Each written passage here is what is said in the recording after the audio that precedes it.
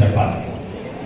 ఎందుకంటే ఎలక్షన్స్ 3 నెలల ముందు నాకు చెప్పిండ్రు, ఎక్కడేమైనా తాండ్రుల్లో అయితే మీకు మెజారిటీ రాదు. 4000 ఓట్లు వచ్చినాయి అసెంబ్లీలో. ప్రియాంక గాంధీ వస్తుంది ఇక్కడికి. మైనారిటీస్ ఉన్నారు, మీకు ఏ తాండ్రులో చాలా మంది మైనారిటీస్ లేరు. ఎస్సీ ఎస్టీలు మీకు వ్యతిరేకం. కాంగ్రెస్ అంటే రెడ్ల పార్టీ, రెడ్లందరూ కాంగ్రెస్ చేస్తారు.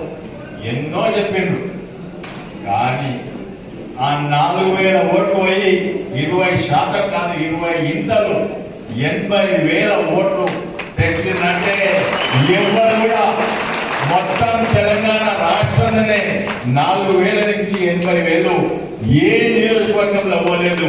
ఆదిలాబాద్ నుంచి నల్గొండ నుంచి మహబూబ్ నగర్ వరకు